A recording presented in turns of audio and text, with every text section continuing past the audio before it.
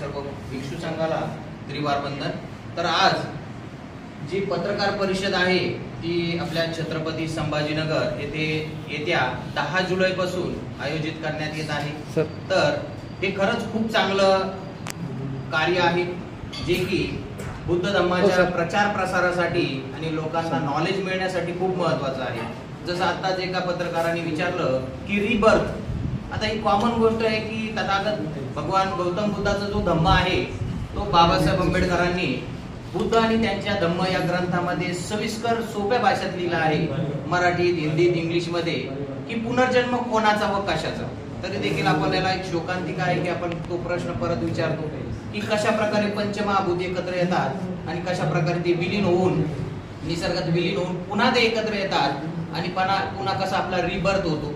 म्हणजे same to same जसाच तसा rebirth न होता वेगवेगळ्या 31 जन्मभूम्यामध्ये आपला जो रिबर्थ होतो त्याबद्दल आपण सखोल अभ्यास करू शकतो, जो बाबासाहेब आंबेडकरांनी बुद्ध आणि त्यांच्या धम्म यामध्ये लिहिलेला आहे। म्हणजे सांगायचं एक उदाहरण होतं की आपण खूप मागं आहे आणि मग त्याच अनुषंगाने या आषाढी पौर्णिमे ते अश्विन पौर्णिमापर्यंत जो वर्षवासाचा पवित्र असा पर्व असतो बुद्ध धम्मातील लोकांसाठी, बुद्ध अनुयायांसाठी अस्मितेचा हा पर्व असतो आणि यामध्ये खूप सारं नॉलेज घेण्यासारखं असतो। आणि खरंच एक आनंदाची गोष्ट आहे की या छत्रपती संभाजीनगरामध्ये एक अभिधम्मा म्हणून ज्या आर्य जे आहे त्या खूप मोठं काम करत आहे, खूप धाडसीने, आणि त्यांना मार्गदर्शन असं लाभलेले आपले पूजनीय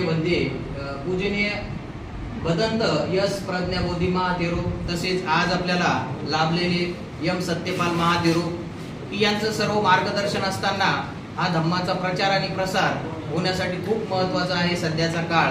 आणि आपण बघतोच आहे की सगळ्यांमध्ये अवेअरनेस वाढतोय आणि आणखी वाढावं याच उद्देशाने अभिधम्मा आर्यजींनी हा खूप चांगला उपक्रम एक मनामध्ये आणला आणि त्यांना भरभरून सगळ्यांकडून प्रतिसाद आहे, आमच्याकडूनही वैयक्तिक प्रतिसाद आहे, तसेच लोकही अनुयायी इच्छुक आहेत की सर्व बरेच जण ज्यांना खरंच दीक्षित व्हायचं होतं पण काही ना काही अडथळे, राहण्याची व्यवस्था जी की आपल्याला भदंत यश प्रज्ञाबोधी महाथेरो यांच्या सानिध्यात राहायला येईल, सहवासात राहायला येईल, भेटणार आहे, म्हणून सगळे लोकही प्रसन्न आहे। ज्यांना हे पॉम्पलेट मिळाले आहे ते खूपच म्हणजे आनंदित आहेत की अशी श्रामणेर शिबिर होते, तसेच ध्यान साधना शिबिरीचंही आयोजन आहे। येत्या 10 दिवस म्हणजे 10 जुलै ते 20 ते 21 जुलै पर्यंत हा श्रामणेर शिबिरीचा कार्यक्रम असणार आहे। आणि सर्वांना आवाहन आहे की बघा, कुठल्याही धर्माचे असो अनुयायी, दानाला खूप महत्व आहे।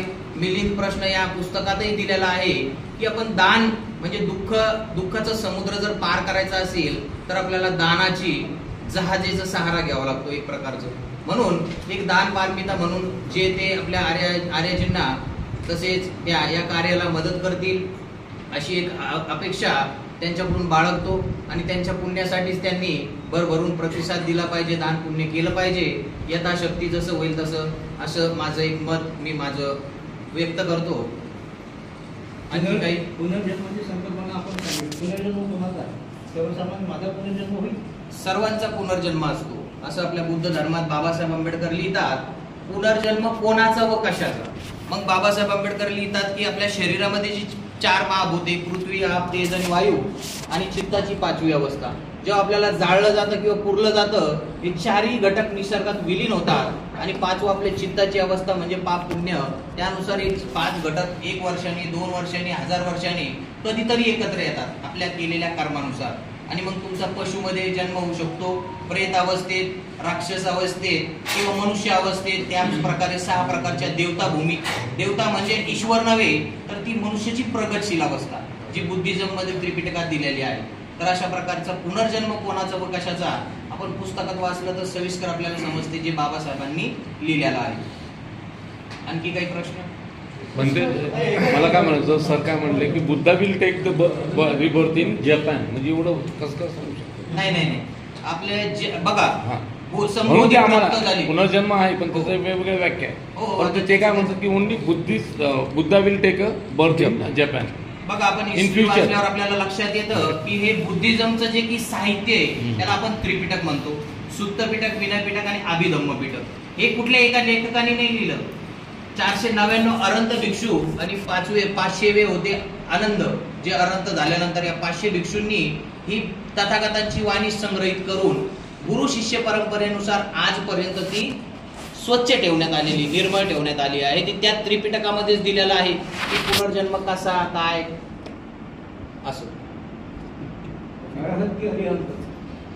अरहत अरिहंत आपल्या म्हणजे आपले बंधू बांधव जे जैन धर्मातले असतात ते अरिहंत असं उल्लेख करतात.